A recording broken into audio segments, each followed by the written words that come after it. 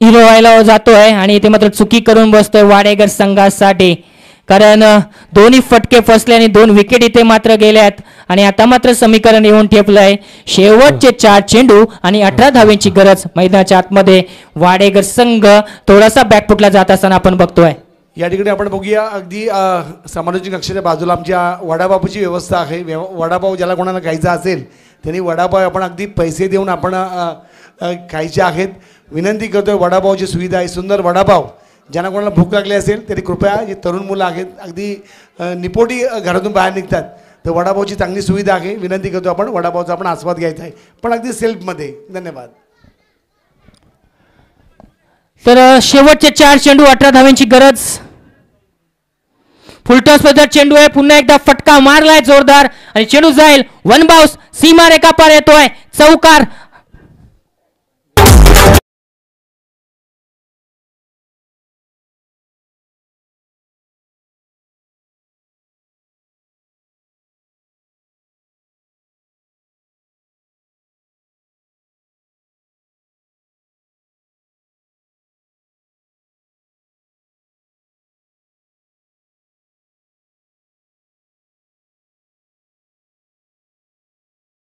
चौदा धावेंचं समीकरण आहे.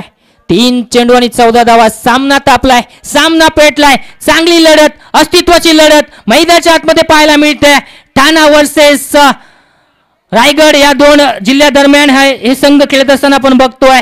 एक वाडेकर संघ आणि एक सिद्धिविनायक भिंगारी संघ आपल्याला इथे मात्र लढताना दिसतोय. तर मी विनंती करतो आमचे मान्य सुधीर माली साहेब यांना की त्यांनी समोरच्या कक्षामध्ये यायचं आणि सामन्याचा आनंद घ्यायचा आहे. तर निश्चितच शेवटचे 3 चेंडू 14 धावेंची गरज. इथे मात्र दर्पण थोडासा दडपणात आला असेल, कारण चौकार खेचलाय ओम शेलार या फलंदाजाने. पुढचा चेंडू टाकण्यासाठी सज्ज आहे. इथे मात्र पुन्हा एकदा बॅटच्या पट्ट्यात चेंडू घेतलाय आणि चेंडू जाईल सीमा रेखा पार. कणकणीत षटकार.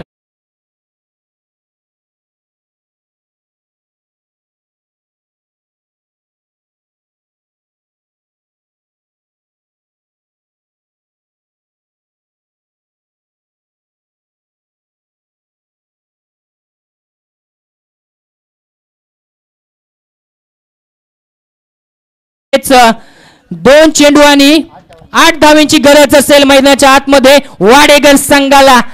ओम काय तर आपण बघतो जादुई पारी म्हणावी लागेल. आल्या आल्या एक चौकार आणि एक षटकार खेचलाय. नक्की नक्कीच आम्ही त्या ठिकाणी काही लहान लहान मुलं आहेत ना, अगदी कमी उंचीची मुलं आहेत ना, ती धोकेदायक आहेत आणि ती धोकेदायक पद्धतीने या ठिकाणी बॅटिंग केलेली आहे. निश्चितच नेहमीच बॅक टू बॅक 2 अगदी 10 धाव घेतलेले आहेत. जसा की दर्पणने अगदी हल्ला केला होता पहिल्या याच्याने. हा निश्चितच 3 चेंडू आणि 2 सॉरी. म्हटलं जातं कीर्ती लहान पण मूर्ती महान, असेच इथं सॉरी मूर्ती लहान आणि कीर्ती महान इथे मात्र पाहायला मिळतंय.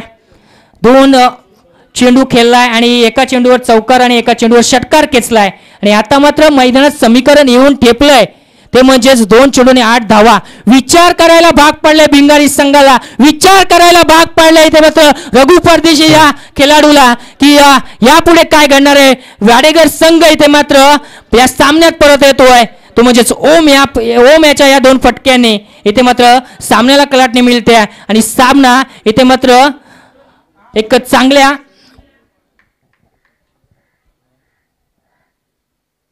पुन्हा एकदा बॅटचा पटल घेतलाय. चेंडू जाईल की काय आणि जाणारच सीमा रेखा पार 6 धावांसाठी. आणि काय केली करतोय येऊन इथे मात्र सामन्याला पूर्णपणे आपल्या बाजूनी झुकवलाय. वाडेकर संघासाठी ओम ठरतोय एक प्रेरणादायी खेळाडू, आपल्या संघासाठी चांगली कामगिरी करतोय.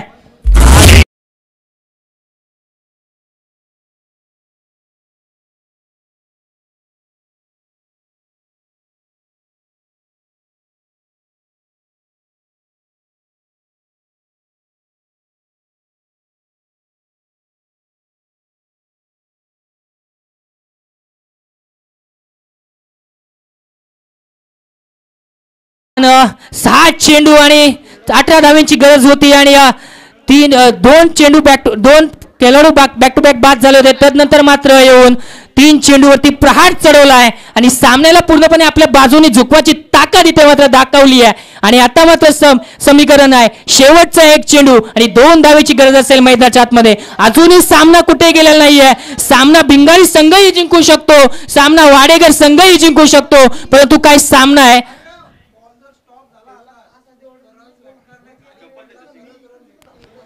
यस, यष्टिरक्षकाच्या हातात जाऊन बॉल विसावला तर रन भेटणार नाही आणि जर बॉल यष्टिरक्षकाच्या हातातून खाली पडला तरच रन भेटतील, हे लक्षात घ्यायचं आहे. तर निश्चितच शेवटचा 1 चेंडू 2 धावेची गरज. मैदानाच्या आतमध्ये कोण जिंकणार कोण हारणार, पण प्रेक्षकांची मनं जिंकणारा हा सामना इथे मात्र पाहायला मिळतोय या दोन्ही संघाच्या. कारण वाडेकर संघ आपण बघतोय लांबून आलेला संघ आहे, पण टाळ्या वाजवायच्या मित्रांनो या संघासाठी जिंकण्याची जिद्द त्यांनी सोडली नाहीये. आणि इथे मात्र शेवटचा चेंडू येऊन टेपलाय आणि 1 चेंडू आणि 2 धावेची गरज मैदानाच्या आतमध्ये असेल. टाळ्या वाजवा, पण अगदी रोमहर्षक सामना आहे. यस, शेवटचा चेंडू 1 चेंडू 2 धावा.